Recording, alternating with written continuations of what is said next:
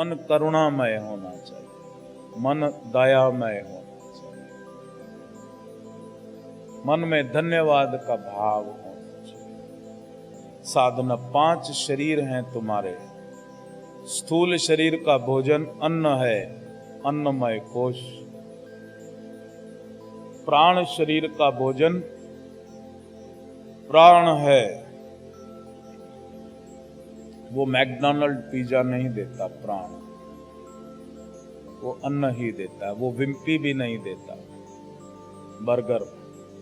प्राण के लिए प्राण शक्ति को लेना होगा।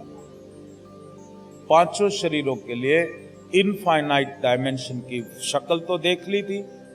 वो जो आया था, वो जो प्रकाश दिखाई दिया, वो भोजन है तुम्हारे सूक्ष्म शरीरों का।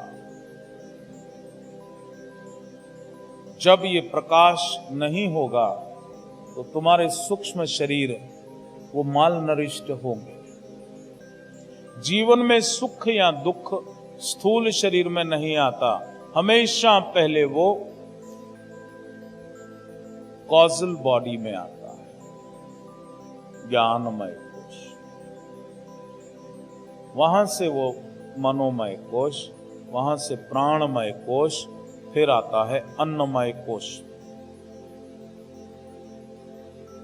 बीमारी भी ऊपर से यहां आती है और सौभाग्य भी ऊपर से यहां आता है। अगर मेरे सूक्ष्म शरीर उसमें कार्मिक लेयर्स मतलब ग्रेइश एनर्जी, नेगेटिव एनर्जी, तो भगवान ने कृपा दी, माता पिता ने सब कुछ संचित करके दिया, लेकिन वो जब इस शरीर में आने वाला होगा, कर्म वहीं अटका देगा, तो मेरे पास आएगा ही क्या।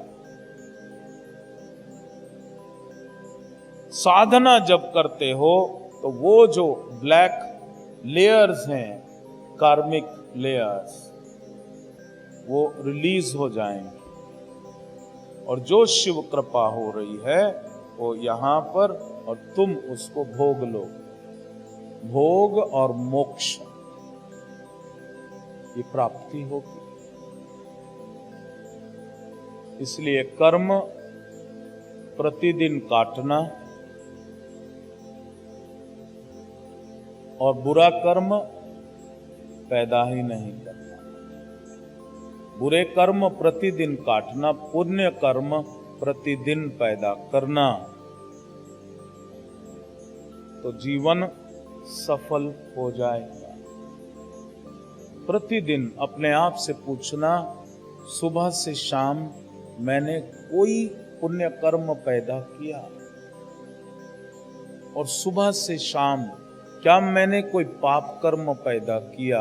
इसीलिए सुबह संध्या, प्रातः संध्या और साय संध्या, अगर उत्तर मिले कि दिनचर्या में मैंने कुछ पाप कर्म कर लिए हैं, तो साधना के द्वारा उसको वहीं जला देना। क्योंकि अगर वो फाइल ऊपर के हायर डिपार्टमेंट में चली गई तो फिर उसका रिलीज होना कठिन हो जाता है। एंड देन एंड देयर यहीं खत्म कर दी तो ऊपर तक जाती नहीं।